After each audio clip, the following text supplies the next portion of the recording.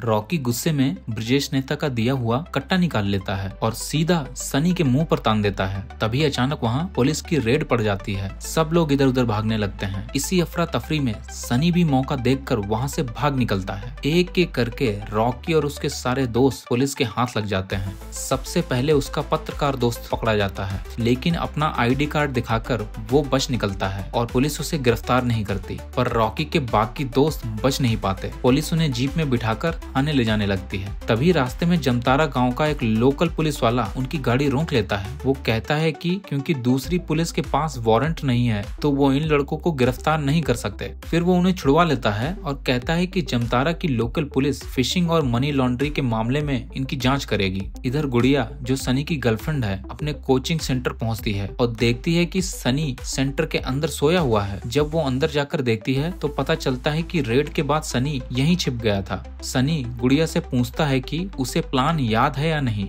गुड़िया कहती है याद है, पर क्या उसे पैसों वाली बात याद है कि नहीं। सनी हाँ कहता है। गुड़िया कहती है अगर वाकई ये बात है तो जाओ मेरे घर, मेरी माँ से शादी की बात कर लो। उधर जमतारा पुलिस स्टेशन में सुबह डॉली अपनी ड्यूटी पे जाती है और बिस्वा नाम के पुलिस वाले से बात करती है। कुछ देर बाद डॉली उससे कहती है कि उसने उसे सस्पेंड कर दिया है। बिस्वा घबरा जाता है। डॉली बताती है कि उसने कल कुछ लड़कों को रेड से बचाया, इस वजह से एक्शन लेना पड़ा।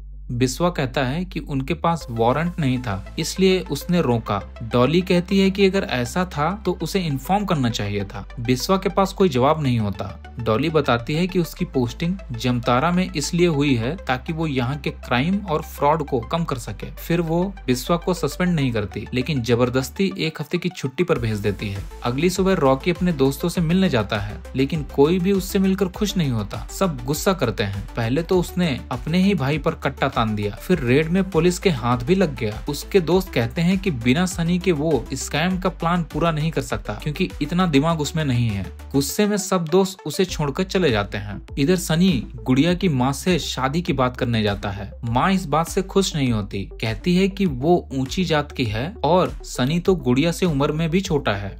ये बात सुनकर सनी गुस्से में आ जाता है।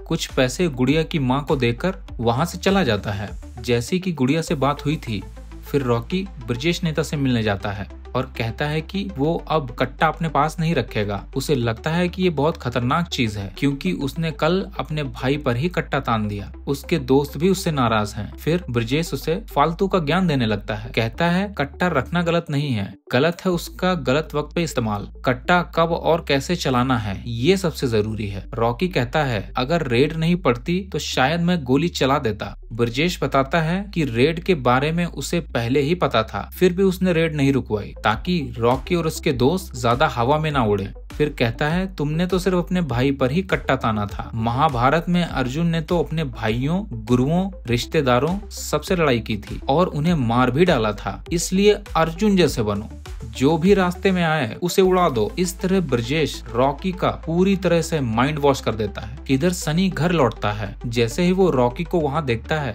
वापस मुड़ जाता है, लेकिन रॉकी उसे रोकता है, अपने साथ मिलाने की कोशिश करता है। सनी उससे साफ साफ कहता है वो ना उसके साथ न ब्रजेश के साथ कोई काम करेगा। अब वो गुड़िया से शादी करने जा रहा है और इस स्कैम वाले धंधे से अलग हो रहा है। फिर सनी वहाँ से चला जाता है। ये सुनकर रॉकी का गुस्सा फूट पड़ता है, क्योंकि उसे पता है कि सनी के बिना वो ये स्कैम चला नहीं सकता। ये एपिसोड यहीं खत्म होता है। बाकी की कहानी देखिए नेक्स्ट एपिसोड में।